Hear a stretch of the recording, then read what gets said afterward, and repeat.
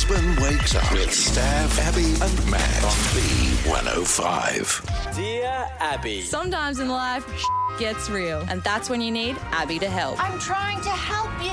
If you've got a situation in your life and you're like, oh, what should I do? You know, and sometimes you talk to too many friends about it and then it gets back to that said person. So you're better off sending an email. You can read it out anonymously to dearabby@b105.com.au. I have to admit, this one was actually DMs. I don't always check them, but we did go back and forward. And I feel like we both had different views of it, and then we're kind of like, oh, because it's a tricky one when it comes to ending a friendship. Because, you know what they say?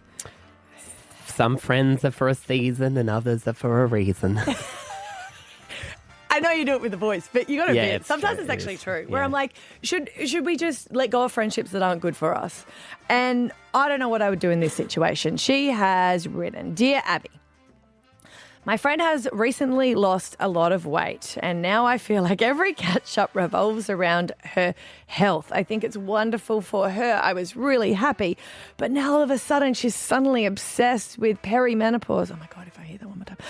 Gluten-free, superfoods, fasting, supplements, you name it, she knows about it. And I feel like it's just become her whole personality. And honestly, it's just not fun anymore. I get that she wants to focus on her health. Like I said, I'm really, really happy for her, but I'm only 37 and I still want to laugh, have a glass of wine, enjoy dinner, party when we really shouldn't, and then regret it the next day. But now I feel like every lunch turns into a lecture about hormone balancing and how I really should get it checked.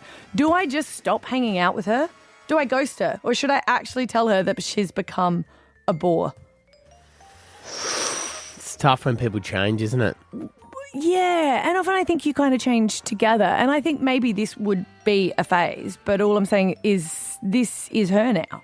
So I would say, and we were writing this back, where I'm like, is there not any activities that you kind of go, you go for a walk together, right? And that becomes you. She goes, yes, but everything comes back to the kids really annoyed me, and I told them, someone with perimenopause really, she was like, every single thing in my life has come back to that. And she goes, I agree that it could be, but she goes, I just want to have fun. Yeah. I mean, can you tell someone that they're being a bore and then still continue a friendship? I wouldn't say you're becoming a bore. Or do you just go, see, maybe this is the way to go, hey, I just think you're doing such a good job with your fitness. Can you shut up about it? Even The Rock gives himself a day off. Yeah, right. Let's not talk about any bad health. Yeah. Let's talk about something else. And then if you go out for that night or whatever, and it's not that she has to drink, but if you go out for that night and it always comes back to that, then I think that that's when you're done. Because the relationship that you had is not there anymore. And I feel like my relationship with my kids is unconditional. But I'm sorry, but everything else in my life is conditional. And that sounds so rude, but I wouldn't be friends with a serial killer. Do you know what I mean? Like, that's conditional on the fact that. That's probably a really good choice you've made there as well. Do you know what I mean? Like, it is conditional that I like hanging out with them. I think, too, you got to remember, it's the same as if a friend gives up drinking for whatever reason. Yes. And then if you sometimes realise that they might have just been a drinking buddy, not really a friend, and that's okay. Yeah. That fades away. I don't think every friendship needs to be held on to. Do you think that girls hold on to friendships longer than they think is right? Because I think that a lot of guys will go, oh, okay, well, I don't need to maintain it. I don't text or call. And, oh, mate, he's just changed. So you're just done. Yeah. I think girls depend on their friendships more than guys do. Yeah. Is what Which I is would good. think. Yeah. It is good for, I guess, that mental health. And we always say that guys need to be able to reach out with their friends. But if you are catching up with someone and you leave, you sit back in the car and you go, I just feel crap about myself, or I don't have those good feelings, then I think it's time to address it. But I wouldn't be comfortable saying, hey, I don't really like you anymore. I don't want to be friends. So you don't want to break up, just ghost. I would spend less time with. 13 10 60. The phones are open. Does this girl try to save the friendship, or does she move on from it? Because maybe you've been in the situation where you're like, I ended a friendship and it was a good thing, and you didn't say anything. Have you been in this situation? What is your advice? 13 10 60. Stab Abby and Matt for breakfast. B105. Dear Abby. Sometimes in life, gets real. And that's when you need Abby to help. I'm trying to help you. Do you let go of a friendship or not? I've got a dear Abby, and she said that recently her friend lost a lot of weight, and now every catch-up revolves around her health. She said she's suddenly obsessed with perimenopause, gluten, free foods, superfoods, fasting, supplements. She said, you name it, it's whole personality now.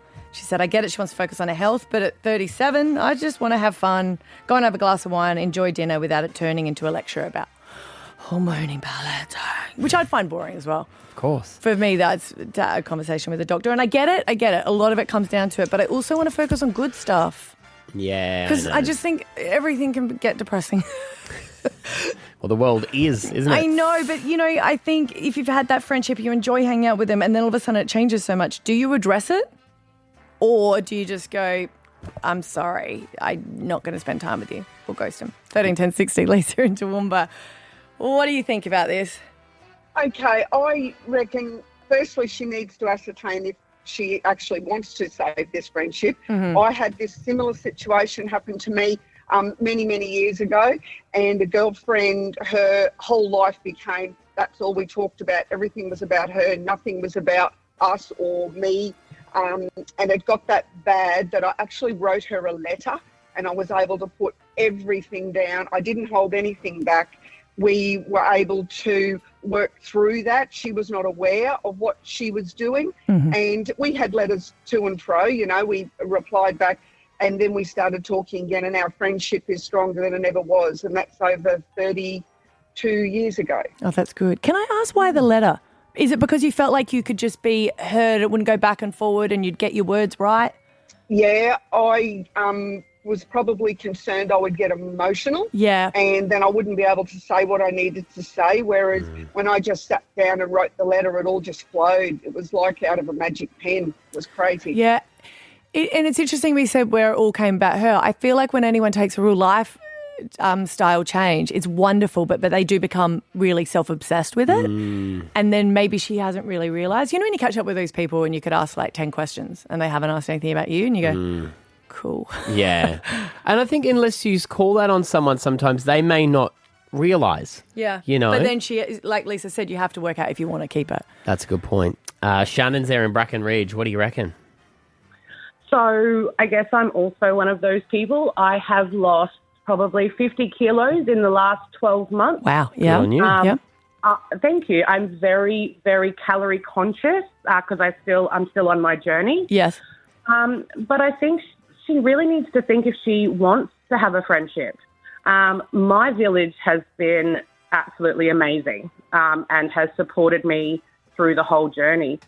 So I think it's really thinking about, is the friendship something that's really important to her? Yeah, because you do want that not support. blame Do you feel like when you said that you still gain calories and that, do you think it has been confronting to some people because they're like, oh gosh, we're going to go out for dinner again, you're not going to be able to eat anything, or they're going to feel judged? Is that been an issue, or you then lost some friends? No, as I said, I've been so lucky through this journey and had some really supportive people around me.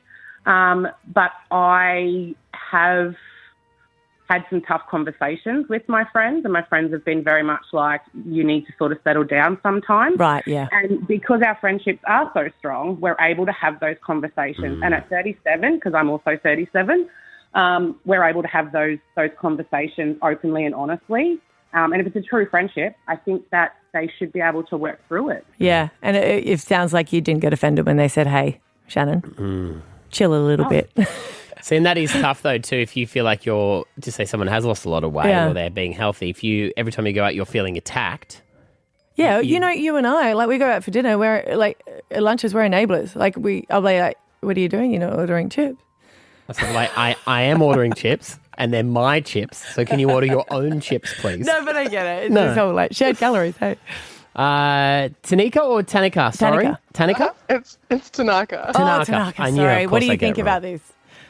Honestly, I agree with the ladies. Like, communication goes a long way when it comes to friendships, but also understanding how much you value the friendship is a huge factor, because if you don't value the friendship, you'll realize that when you stop picking up the phone, when you stop trying, you might even just be watering a dead plant. Like, I had a friend in a similar situation who, I don't mean it in a bad way, but I had a friend in a similar situation. We both had kids, and she was working so hard to lose weight, and we just became just two birds, one stone kind of situation. We would go for walks and stuff like that, but she's like power walking and I'm like running to keep up with her, and you realize that this person's not actually considering me at all, and she would want to go out partying, and I'm like, I'm a mum, I've also got to like take care of my kid. Yes. And when I stopped calling, the friendship just kind of died. So yeah, it's like the friends that organise a catch up at like 2:30 and you're like, it's school pickup. Watering a dead plant.